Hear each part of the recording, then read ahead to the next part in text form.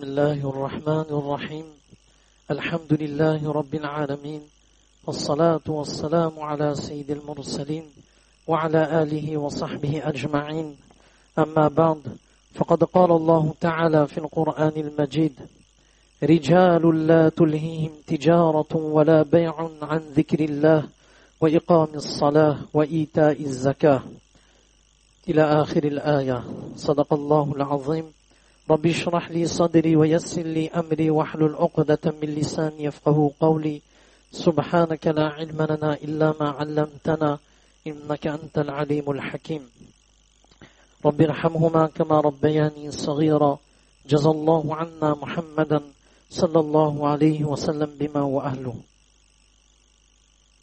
Toutes les louanges appartiennent à Allah subhanahu wa ta'ala qui nous a permis de venir vers sa maison bénie, celui qui nous a accordé la foi, cette très grande richesse, la kalima la ilaha illallah, Muhammadur Rasulullah sallallahu alayhi wa sallam.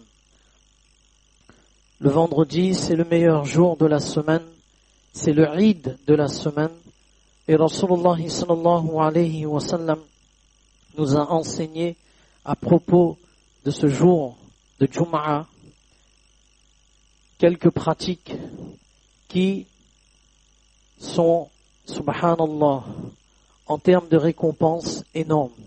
Ce sont des pratiques simples, mais ce sont des pratiques qui nous rapportent énormément de récompenses. Et parmi ces pratiques, il y a ce hadith cité par Imam Ibn Majah, rahimahullah, dont l'authenticité de ce hadith ne fait aucun doute, dans lequel Rasulullah sallallahu alayhi wa sallam, il dit en ce sens que celui qui le jour de Jum'ah prend un bain. Alors prendre un bain le jour de Jum'ah, ce n'est pas une douche, mais prenons l'exemple de celui qui se marie, celui qui va faire nikah. Entre un bain qu'il prend tous les jours et un bain le jour de son mariage, ce n'est pas le même bain. Il va prendre son temps sans gaspiller l'eau et il va s'assurer que ce bain-là, et c'est un bain spécial, c'est un bain pour le nikah. On doit prendre le même bain pour Jum'ah, en l'honneur de ce jour, parce que c'est le meilleur jour de la semaine. Celui, Rasulullah sallallahu alayhi wa sallam, il a dit en ce sens, celui qui prend ce bain le jour de Jum'ah et ensuite il vient à pied. Il vient à pied. Et non seulement il vient à pied, il arrive et il se met près de l'imam. Donc c'est pour cela, lorsqu'il y a la place, lorsqu'il y a encore des places libres, à la première rangée, il faut venir. Il faut venir prendre ces places-là. Et surtout, lorsqu'on arrive de bonne heure, on ne doit pas se mettre à l'arrière, mais on doit se mettre à la première rangée. Pourquoi?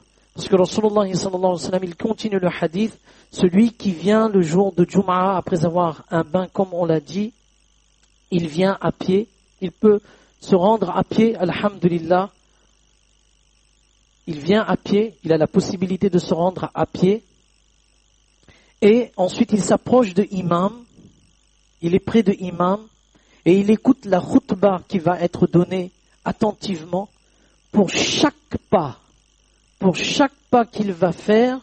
Chaque pas, c'est une année de salat, de tahajjud en récompense et une année de jeûne surérogatoire, nafil en récompense pour chaque pas. Imaginons combien de pas on peut faire lorsqu'on quitte chez nous pour venir à la masjid. Pour chaque pas, il a la récompense d'une année de tahajjud en récompense et une année de jeûne, nafil en récompense. Pour chaque pas. Et combien de pas on peut faire, subhanallah. Ça c'est prendre en considération chaque vendredi de venir à la masjid. On a la possibilité de venir à pied. Et lorsqu'on vient de bonne heure, on essaie de venir au premier rangée. Comme ça, Inch'Allah, on va bénéficier de toutes ces récompenses. Ça, c'est la première chose. Deuxième chose, les savants de l'islam disent que les femmes aussi il est recommandé pour les femmes de prendre aussi un bain. Même si Jumu'ah n'est pas obligatoire sur elles, mais en l'honneur de ce jour, de prendre un bain pour Jumu'ah. Troisième chose. Rasulullah sallallahu alayhi wa sallam, il nous a dit, il y a 4 choses qu'on ne doit jamais oublier de faire, d'une façon pratique. Et il ne faut pas que ces 4 choses-là dépassent 40 jours. Si on n'a pas pris en considération de faire ces 4 choses-là, et on a laissé, après 40 jours, alors dans l'école de Imam Abu Hanifa, rahimahullah, cela est makruh tahrimi. Makruh tahrimi veut dire, c'est proche de haram. Et lorsqu'il accomplit la salah, en ayant gardé ces 4 pratiques plus de 40 jours, la salah aussi devient makruh, déconseillé. Alors ces 4 choses sont se tailler la moustache, c'est très important. Se tailler la moustache. Il ne faut pas qu'on laisse la moustache et que ça dépasse plus de 40 jours. Et surtout, comment on connaît un signe que la moustache, elle dépasse la lèvre supérieure. Et cela veut dire que lorsqu'on mange, en même temps, la lèvre supérieure, elle est salie justement avec la moustache. Et cela est fortement déconseillé. Donc il faut faire très très attention que cela ne dépasse pas 40 jours. C'est pour cela les savants disent, il est recommandé chaque semaine et le jour de vendredi de se tailler la moustache. Ça c'est la première chose. Deuxième chose, se tailler les ongles. Donc la moustache c'est pour les hommes, les ongles c'est pour les hommes et les femmes. Se tailler les ongles. Troisième chose, se raser la pilosité du pubis. Là où il y a la partie privée, il faut raser. Il ne faut pas laisser plus de 40 jours. Et ensuite, enlever la pilosité sous les aisselles. Là aussi, c'est pareil. Il ne faut pas laisser plus de 40 jours. C'est très important. L'islam a pris en considération la vie d'ici-bas et notre hygiène corporelle. C'est très important. L'islam englobe la vie dans toute sa totalité. Que d'une façon hygiénique, le musulman il ne cause pas du tort à son prochain. C'est très important. Wallah, c'est très important. Même quand on va aux toilettes, Rasulullah sallallahu alayhi wa sallam nous a montré, il faut avoir à l'esprit que l'islam a permis à l'être humain de pouvoir tirer profit au maximum de la vie ici-bas. Ce n'est pas seulement l'au-delà, ce n'est pas seulement le paradis.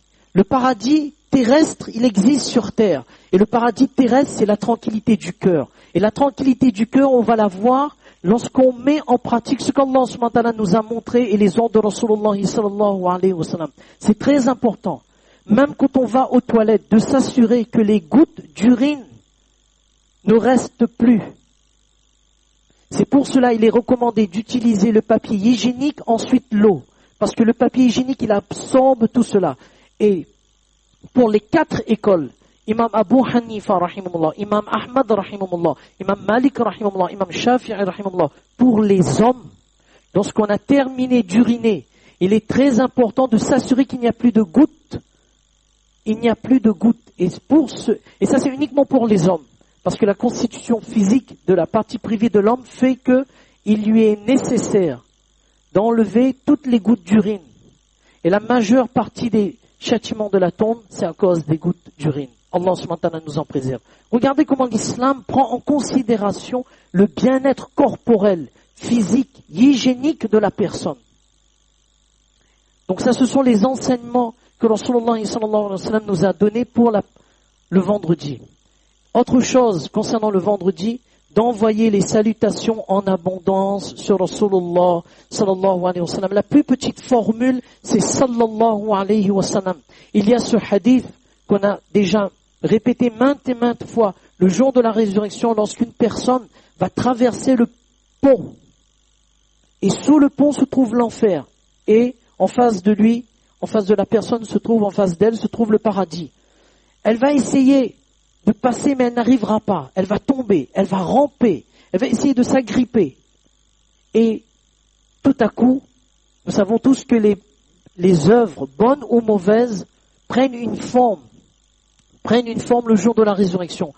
Les salutations qu'il avait l'habitude d'envoyer sur Rasulullah sallallahu alayhi wa sallam va prendre une forme et va prendre cette personne-là et va la faire passer. Inch'Allah. Donc on doit prendre cette habitude, sallallahu alayhi wa sallam, en abondance. Ça c'est la plus petite formule de salutation pour Rasulullah sallallahu alayhi wa sallam. Et là, on comprend mieux le terme et le concept d'adoration en islam. Le concept d'adoration en islam, il faut le comprendre pour que toute notre vie quotidienne devient et se transforme en adoration. L'adoration en islam, lorsqu'on dit al-ibada en islam, ce n'est pas seulement les pratiques de dévotion, ce n'est pas seulement la salah, ce n'est pas seulement le jeûne, ce n'est pas seulement le hajj, ce n'est pas seulement la umrah, ce n'est pas seulement donner la zakat, ce n'est pas seulement les formes d'adoration qu'on connaît généralement. Mais le concept d'adoration en islam, c'est la vie pratique du musulman 24 heures. C'est-à-dire que même lorsqu'il est dans son commerce, c'est un acte d'adoration. C'est une ibada. Pourquoi c'est une ibada? Parce que lorsque le commerçant, il sait qu'il est dans une foire commerciale, lorsque c'est l'heure de la salat, il arrête tout. رجال لا تلهيهم تجارة ولا بيع عن ذكر الله وإقام الصلاة وإيتاء الزكاة. Des hommes dont ni la transaction, ni le négoce, le commerce ne les détourne du rappel d'Allah, de l'accomplissement de la salat et de l'acquittement de la zakat. Un ami d'Allah, quelqu'un peut devenir un ami d'Allah même étant commerçant. Abdullah ibn Umar radiallahu anhuma, une fois il était dans le marché et il voit des hommes, lorsque Adhan est en train de donner, les hommes ferment leur boutique ou mettent quelqu'un pour surveiller, mais ils ferment leur boutique parce que la salat leur incombe et ces hommes quittent et vont vers la masjid. Abdullah ibn Umar radiallahu anhuma dit, c'est à propos de ces hommes que ce verset parle. Des hommes dont ni la transaction, ni le commerce ne les détournent du rappel d'Allah. As-Suddi, rahimahullah, il dit, ces hommes, Allah subhanahu wa ta'ala nous en donne la caractéristique, c'est qu'ils négligent en aucun cas la prière en congrégation. Regardez, le concept d'adoration, il est élargi. Il ne concerne pas celui qui accomplit le hajj ou fait le dhikr d'Allah, mais c'est la vie pratique. Le musulman, comment il tire profit aussi bien de ce monde d'ici-bas, mais aussi de ce monde de l'au-delà. Allah subhanahu wa ta'ala ne lui a jamais dit de négliger ce monde, en aucun cas. Il lui a dit de travailler, de subvenir à ses besoins, aux besoins de sa famille. Il n'y a pas de souci à cela, mais il sait les limites. C'est comme si quelqu'un qui vient de recevoir son permis, il connaît maintenant que veut dire telle signalisation, tel panneau. Il a la voiture, c'est un nouveau conducteur, mais il connaît maintenant que, attention, ici ça veut dire, il ne faut pas dépasser telle limite, le panneau, mais de la même façon le croyant. Allah subhanahu wa ta'ala lui a donné les moyens. C'est pour cela, il ne faut jamais négliger ce hadith de Rasulullah sallallahu alayhi wa sallam, dont le sens, il est extraordinaire. Rasulullah sallallahu alayhi wa sallam, il a dit, At-tajiru as-saduq al-amin, ma'an nabiyyin, was-siddiqin, was-shuhada. En ce sens que le commerçant qui est honnête, qui est véridique, qui est honnête, il sera ressuscité avec les Anbiya alayhimus salatu wassalam, pas avec n'importe qui. Les Anbiya alayhimus salatu wassalam, les prophètes alayhimus salatu wassalam, le meilleur des hommes, les véridiques. Le fait même d'être ressuscité avec ces catégories de personnes est déjà en elle-même, cette chose en elle-même est une mérite exceptionnel. D'être en compagnie, même si on ne partage pas le même degré, mais le fait de se tenir debout avec les prophètes alayhimus salatu wassalam, c'est déjà exceptionnel. c'est déjà exceptionnel. Dans un autre hadith, Rasulullah sallallahu alayhi wa sallam, il a dit « Inna at-tujjar yuhsharuna fujjaran illa man ittaqa Allah wa barra wa sadaqa » Le commerçant qui a été honnête, il ne vole pas, il ne triche pas, il ne ment pas. Il protège son regard. L'heure de la salat, il sait que c'est l'heure de la salat, il ne retarde pas l'heure de la salat, il vient accomplir sa salat. Cette personne-là, subhanallah, ne sera pas ressuscitée en étant pécheur. Parce que généralement, parfois on ment concernant la marchandise, parfois on triche, parfois on prête des serments. Cette marchandise vient d'arriver, oui, c'est sûr. Alors que non, ce n'est pas le cas. Cette personne qui aura veillé à ce que sa langue, son regard, ses pensées, toutes ces transactions d'origine licite, ce qu'il obtient, c'est licite, cette personne, subhanallah, sera avec la compagnie de ce qu'on vient de dire, le premier hadith de Anbiya alayhi salatu wassalam, des prophètes alayhi salatu wassalam. Et quelques recommandations que Rasulullah sallallahu alayhi wa sallam nous a données. Lorsqu'on est commerçant, parfois il nous arrive de dire des paroles qui ne sont pas bien, de mentir sur la marchandise ou Rasulullah sallallahu alayhi wa sallam nous a donné un conseil. Et même si on n'a pas menti, on a été prudent, mais Rasulullah sallallahu alayhi wa sallam nous conseille fashubu bay'akum bis sadaqa. Donnez une sadaqa de notre propre gré. Ce n'est pas quelqu'un qui vient nous demander de l'argent pour la construction d'une masjid ou la construction d'une madrasa, c'est autre chose. Ça c'est autre chose. Mais de nous-mêmes, de notre propre gré, de tirer une sadaqa. Oh Allah, je tire cette sadaqa. Pourquoi? Parce que peut-être il y a eu un manquement dans mon business. Il y a eu certainement des imperfections dans la façon de commercer, etc. Je donne cette sadaqa. Mais attention, ne prenons pas ce hadith à contresens. C'est-à-dire, je me permets de mentir, je me permets de faire des mauvais serments parce que je vais enlever une sadaqa. Ah non, ça c'est le contresens. Attention, non. On fait tout notre effort, il faut bien, c'est pour ça on ne peut pas prendre le hadith d'une façon littérale. Et ça c'est une parenthèse. On prend le hadith d'une façon littérale et voilà, on applique. Non, il faut regarder le commentaire. Et le commentaire de ce hadith c'est en prenant toutes nos précautions, en faisant tout son effort pour protéger son regard, il y a eu, Wallah, nous ne sommes pas parfaits, Wallah, je tiens cette sadaqa. Et cette sadaqa, 1 euro, 2 euros, on peut donner à n'importe qui. 1 euro, 2 euros. Inch'Allah, on va faire cela, Inch'Allah, sans que personne nous vienne nous demander. Nous, Inch'Allah, on met une petite boîte, et chaque jour, 1 euro ou 2 euros. Quelle que soit la somme, même 50 centimes, c'est pas grave. Du moment qu'on a fait cette sadaqa. Inch'Allah, ça c'est la première recommandation. Et la deuxième recommandation, lisons en abondance Astaghfirullah. Astaghfirullah, il faut lire en abondance. Allah subhanahu wa ta'ala met la baraka dans la vente des marchandises. L'écoulement des marchandises se fera à une vitesse qu'on ne pourra même pas imaginer. Celui qui dit Astaghfirullah. Et minimum 1000 fois Astaghfirullah. Minimum 1000 fois Astaghfirullah. Et dernière recommandation, la 4e kalima. La 4e kalima, en 10 secondes ou en 12 secondes, on obtient 1 million de récompenses, 1 million de petits péchés sont effacés, 1 million de degrés qu'Allah subhanahu wa ta'ala nous accorde et un palais est construit pour cette personne dans le paradis. Comment, Allahu Akbar, dans notre commerce, quelqu'un peut devenir un ami d'Allah en protégeant son regard, en faisant toutes les recommandations que l'Rasul sallallahu alayhi wa sallam lui a données, Allahu Akbar. C'est pour cela le concept d'adoration, il s'élargit et il concerne la vie pratique du musulman dans les 24 heures. Et le 4e kalima c'est La ilaha illallah wahdahu la sharika lahu lahul mulku wa lahul hamdu yuhyi wa yumitu. On ajoute wa huwa hayyun la yamutu biyadil khair wa huwa ala kulli shay'in qadir. 1 million de récompenses, 1 million de petits péchés effacés, 1 million de degrés et un palais qui est construit pour lui dans le paradis. Combien on peut lire dans une journée cette 4e kalima? Inch'Allah, fajazakumullah khairan, assalam, jazallah, subhanahu wa ta'ala donne tous la compréhension de ce qu'on vient de dire.